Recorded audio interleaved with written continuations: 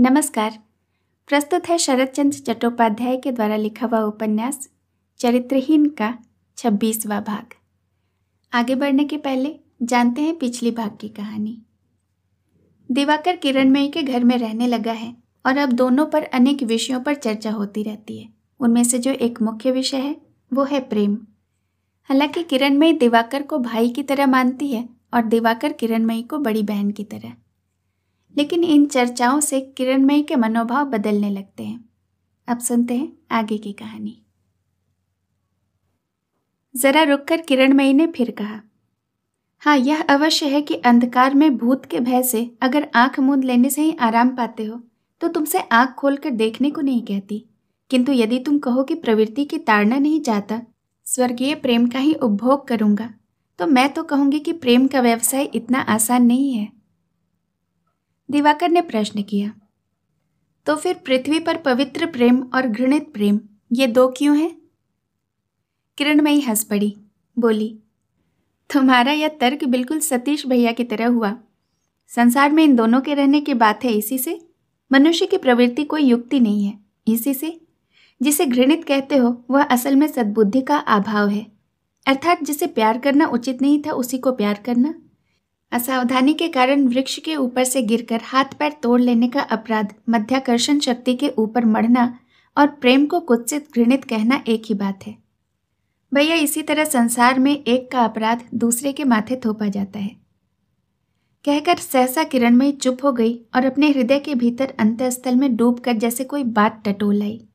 इसके बाद ही बोली, मैं तुमसे पहले ही कह चुकी हूँ कि जीव का प्रत्येक अणु परमाणु, प्रत्येक रक्त कण अपने को और भी उत्कृष्ट रूप में बदलने का, विकसित होने का लोभ किसी तरह नहीं दबा सकता। जिस देह में उसका जन्म है, उस देह में जब उसकी परिणति की निर्दिष्ट सीमा समाप्त हो जाती है, तब वही उसका यौवन है। केवल तभी वह अन्य देह के संयोग से अधिकतर सार्थक होने के लिए अपने प्रत्येक शिरा उपशिरा में, नस नस में जिस तांडव की सृष्टि करता है, उसी को पंडितों के नीति शास्त्र में पाश्विक कहकर ग्लानि प्रकट की जाती है। इसका यथार्थ तात्पर्य न समझ पाकर ही हतबुद्धि विज्ञ लोगों का दल इसे घृणित कहकर, विभत्स कहकर संतुष्ट होता है। किंतु आज मैं तुमको निश्चय के साथ बताती हूँ कि इतना बड़ा आकर्षण किसी तरह से ऐसी छोटी चीज नहीं हो सकती। यह सत्य है, सूर्य के प्रकाश की तरह सत्य, ब्रह्मांड के आकर्षण की तरह सत्य। कोई भी प्रेम कभी घृणा की चीज नहीं हो सकती।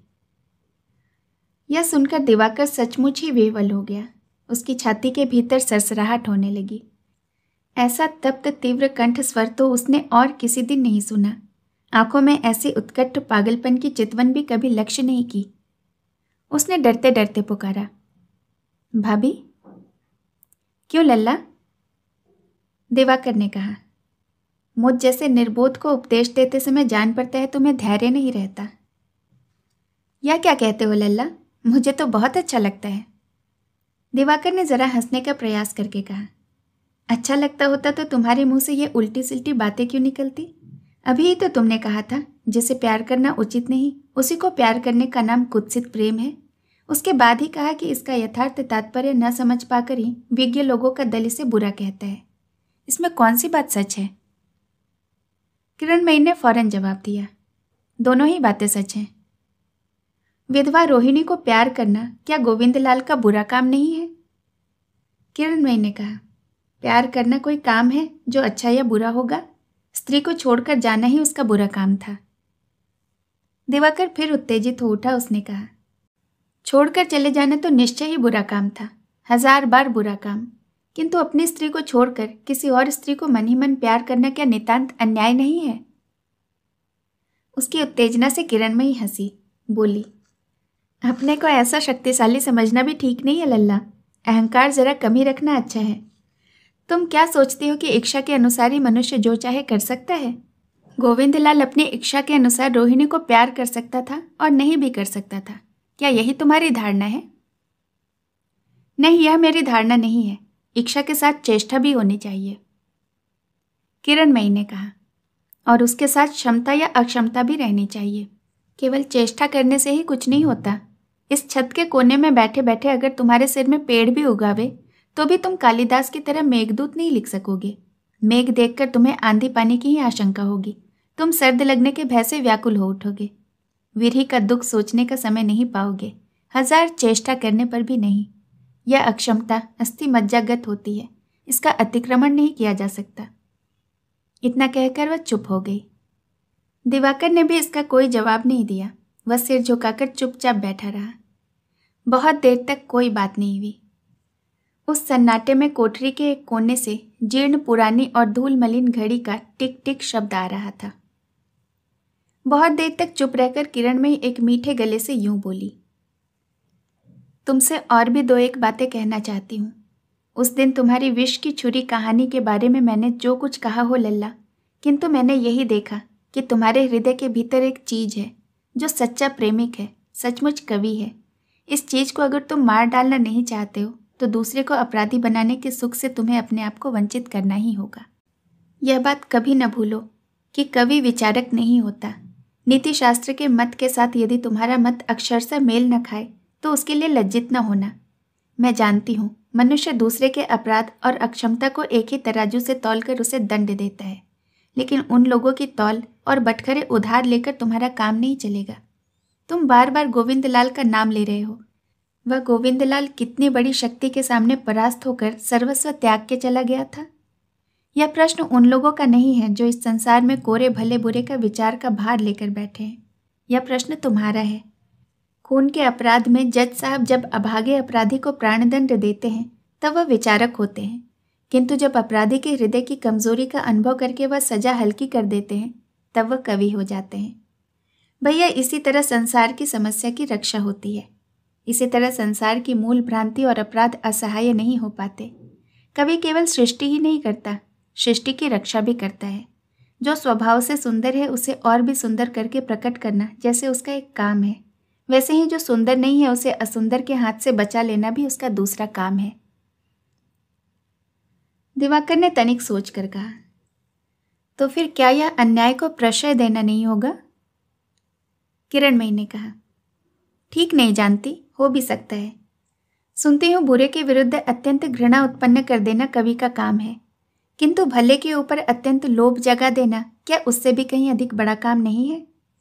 इसके सिवाय जब तक पाप को इस संसार से बिल्कुल न उठा दिया जाएगा, जब तक मनुष्य का हृदय एक पत्थर की शिला के रूप में न बदल दिया जाएगा, तब तक इस पृथ्वी पर अन्याय और मूल भ्रांति होती ही रहेगी और उसे क्षमा भी करना होगा। पाप को दूर करने की शक्ति भी न हो और सहने की क्षमता भी चली जाए तो इससे भी भला क्या सुविधा होगी लल्ला? दिवाकर ने जवाब दिया, सुविधा ही तो सब कुछ नहीं है। असुविधा के बीच भी तो न्याय धर्म का पालन करना चाहिए। जो शुभ है, जो निर्मल है, जो सूर्य के प्रकाश की तरह है, उसी को तो सबके ऊपर स्थान देने का प्रयोजन है। किरणमयी ने कहा, नहीं, मनुष्य के रक्त के साथ अगर पाप घुला मिला न होता तो तुम्हारी बात सत्य होती। एक न्याय के सिवा संसार में और कुछ भी न रहने पाता।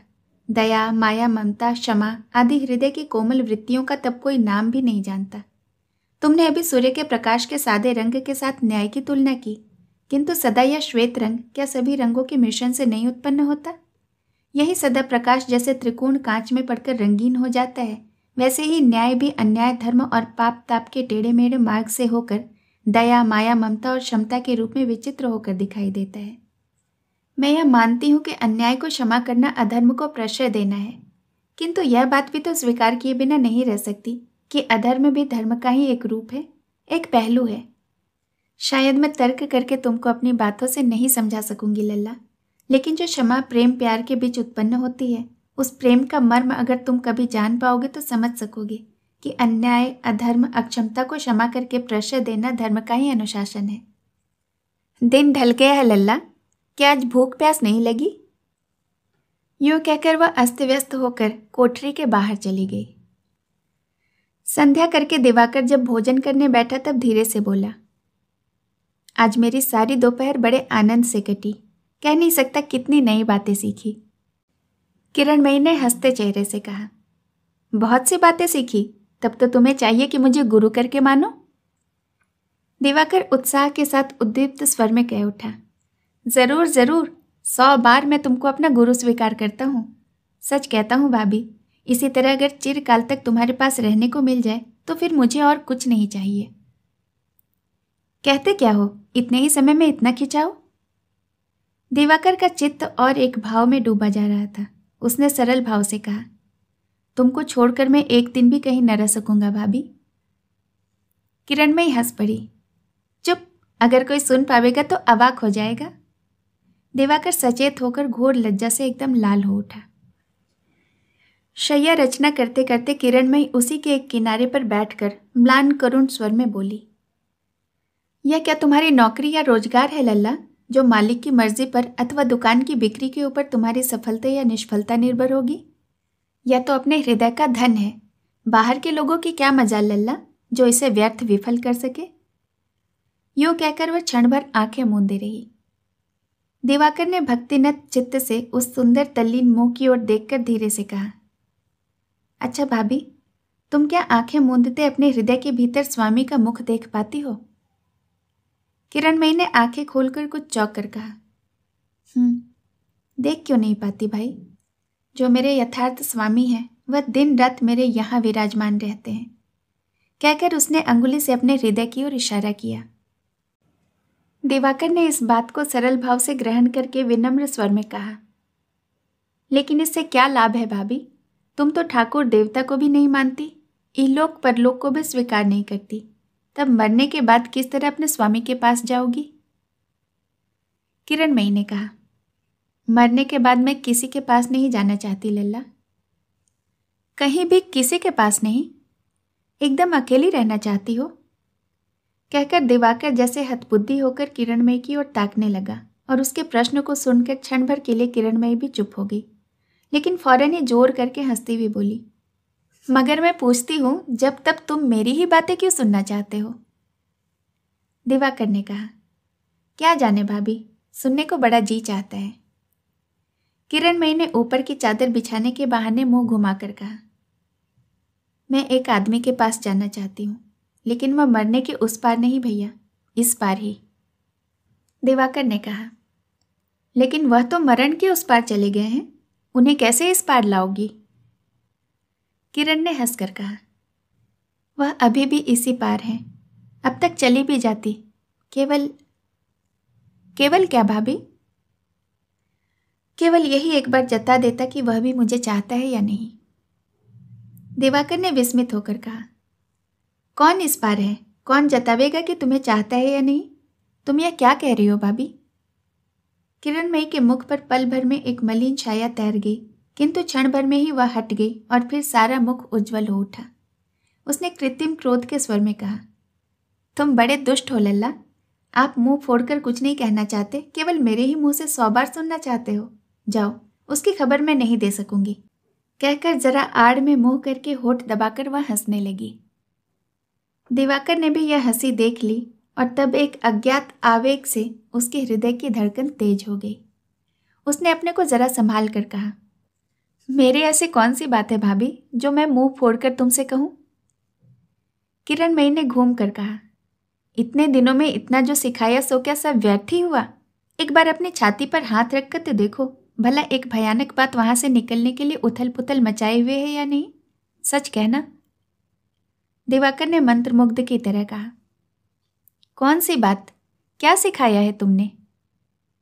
किरणमयी ने कहा, तुमने तो अवाक कर दिया लल्ला, इतनी सी अवस्था में इतना अभिनय करना सीख गए हो। लेकिन जब तक तुम मुंह फोड़कर नहीं कहते तब तक मैं भी कुछ न कहूंगी, इसमें चाहे मेरा हृदय फट जाए चाहे तुम्हारा। इतना कहकर और भी झुककर दिवाकर की ठोड़ी को एकाएक हाथ से हिलाकर वह तेजी के साथ बाहर चली गई। दिवाकर काट होकर बैठा रहा।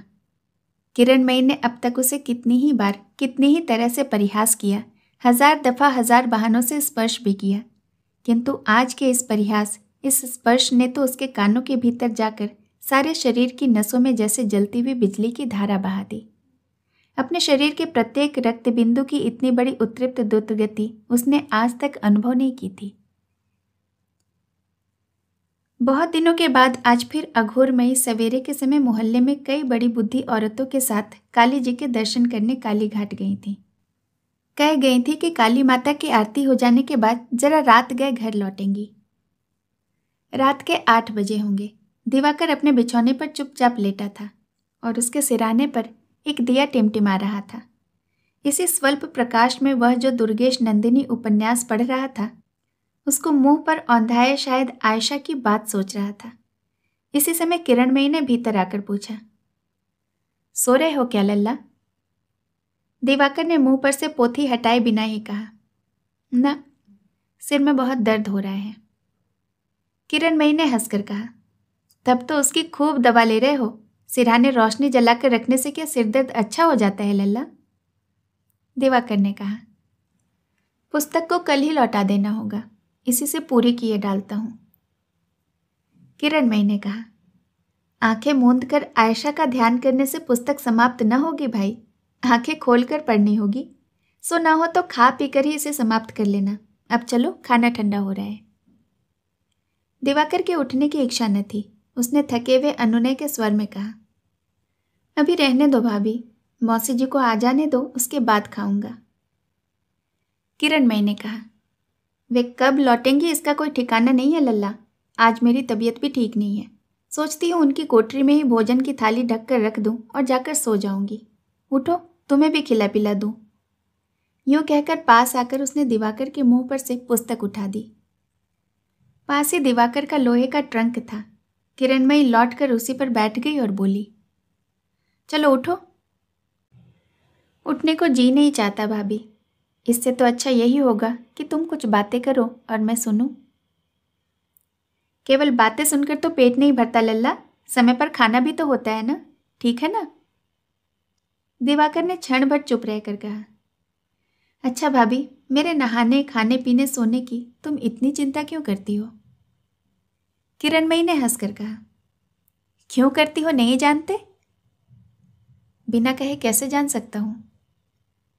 यह कहना झूठ है लल्ला, बिना कहे भी जाना जा सकता है, और तुम भी ठीक तौर से जानते हो कि क्यों मैं तुम्हारी इतनी चिंता रखती हूं। दिवाकर का चेहरा लज्जा से लाल हो उठा। वह कुछ देर तक चुपके से पड़ा रहा, फिर सहसा न जाने कैसे करुण उदास स्वर में बोला, अच्छा भाभी, तुमसे एक बात पूछूं? एक क्या 100 बातें पूछो, लेकिन पहले खा पीकर मुझे छुट्टी दे दो। उसके बाद न हो तो सारी रात बैठकर तुम्हारी बातों का जवाब देती रहूंगी। क्यों, राजी हो? कहकर वह हंसने लगी। दिवाकर ने इस परिहास का एक पलटा जवाब देने का प्रयास करके कृत्रिम सहानुभूति के स्वर में कहा, अच्छा तो है भाभी, तुम शायद इसी लोहे के कड़े बक्स पर रात भर बैठकर मेरी बातों का जवाब देती रहोगी। किरणमयी ने मुस्कुराकर कहा, इस पर बैठने से अगर तुमको तकलीफ होती हो लल्ला, तो तुम्हारे नरम बिछौने पर ही आकर बैठ जाऊंगी। क्यों? तब तो फिर मन में क्षोभ न रहेगा। दिवाकर के कानों की लौ तक लज्जा से लाल हो उठी। वह लज्जा से करवट बदलकर लेटा रहा। किरणमयी पास आकर बोली, लो उठो, मुझको तो छुट्टी दो। इस तरह करवट बदलकर सोने की जरूरत नहीं है। रसोई घर से दासी की आवाज सुनाई दी, मैं यहां से सुन रही हूं बहू, तुम वहां से नहीं सुन पाती? नीचे से मां पुकार रही हैं। किरणमयी लौटकर फिर उसी संदूक पर आकर बैठी और खफा होकर बोली, देखती हूं तेरे दिमाग बहुत चढ़ गए हैं मेहरी। मैं जाकर दरवाजा खोलूं? तू नहीं खोल सकती। मेहरी ने कहा, मेरे हाथ अटके हैं बहू, इसी से कहा। यूं कहकर वह बकती झकती हुई धम धम पैर पटकती हुई नीचे उतर गई। दरवाजा खुलते ही अघोर में ही बक उठी, तुम सब क्या बहरे हो गए हो मेहरी? मैं आधे घंटे से संकल हिला रही हूं। अब की मेहरी भी गरज उठी, अंधा बहरा न हो तो क्या कोई तुम्हारे घर में नौकरी करने आवे माँ? अब कोई आंख कान वाली मेहरी रख लो, मुझे जवाब दो। रसोई घर से सदर दरवाजे की आवाज सुन लेना मेरे बूते की बात नहीं है। अघोरमयी ने नरम होकर कहा, बहू कहाँ है? मेहरी ने अस्फुट स्वर में झनक कर कहा, देवर के साथ दिन भर लाड़ प्यार हुआ करता है, और क्या। मैं अभी जरा दरवाजा खोलने के लिए कह गई तो आंखें लाल करके कह दिया कि तेरे बड़े दिमाग हो गए हैं। अरे मैया, बड़े बाबू। कहकर अप्रतिभ होकर मेहरी एक किनारे हट गई। अघोरमयी ने घूम कर कहा, आओ उपेन बेटा, चलो ऊपर चलो। चलो मौसी, चलता हूं। कहकर उपेंद्र अघोरमयी के पीछे पीछे सीढ़ियां चलने लगा। मेहरी की सब बातें उन्होंने सुन ली थी। ऊपर आकर अघोरमयी ने तीखी आवाज में पुकारा, कहाँ हो बहू, जरा बाहर तो आओ, उपेन आया है। अंधेरी कोठरी के भीतर किरणमयी का कलेजा धड़क उठा और बिछौने पर दिवाकर की सारी देह शिथिल पड़ गई, पाले की तरह ठंडी हो गई। अघोरमयी ने फिर पुकारा, कहाँ गई? अरे एक चटाई तो डाल दो बहू, उपेन क्या यूं ही खड़ा रहेगा? किरणमयी ने कोठरी के बाहर आकर बरामदे में एक चटाई बिछा दी। उसके मुख से एकाएक कोई शब्द नहीं निकला। उपेंद्र ने पास आकर प्रणाम करके कहा, अच्छी तरह से तो है ना भाभी? किरणमयी ने अपने आप को संभाल लिया, सिर हिलाकर कहा, हाँ। तुम कैसे हो देवर जी? बहू ठीक है ना? खबर दिए बिना अचानक एकाएक कैसे? उसके कंठ स्वर को सुनकर उपेंद्र को आश्चर्य हुआ। गले में जैसे कहीं बूंद भर की भी रस न हो, ऐसा सूखा, ऐसा नीरस। उपेंद्र ने कहा, मुवक्किल के पैसे से आना हुआ और कल तीसरे पहर ही लौट जाना होगा। काली घाट का काम समाप्त करके निकला तो देखा मौसी जी हैं, तभी से इनके साथ साथ घूम रहा हूँ। दिवाकर का क्या हाल है? वह न कोई चिट्ठी लिखता है, न कोई खबर देता है। शायद कहीं बाहर गया है। किरणमयी ने कहा, नहीं, सिरदर्द के कारण घर में ही लेटे हैं। क्या जाने शायद सो गए हों। अघोरमयी का मिजाज अच्छा नहीं था। एक तो बहू को दोष दिखाने का कोई मौका वह हाथ से जाने नहीं देती थी, और फिर दिवाकर के ऊपर भी आज वह प्रसन्न नहीं थी। सवेरे उसी के साथ उन्होंने कालीघाट जाना चाहा था, किंतु काम का बहाना करके उसने अस्वीकार कर दिया था। उन्होंने तीखेपन के साथ कहा, अभी तो तुम उसी की कोठरी से आई हो बहू। वह सो रहा है या नहीं जानती? ना, नहीं जानती, कहकर उसने सास के ऊपर एक विष भरी दृष्टि डाली। उपेंद्र ने जोर से पुकारा, दिवाकर। शेष कहानी अगले भाग में। कहानी सुनने के लिए बहुत बहुत धन्यवाद।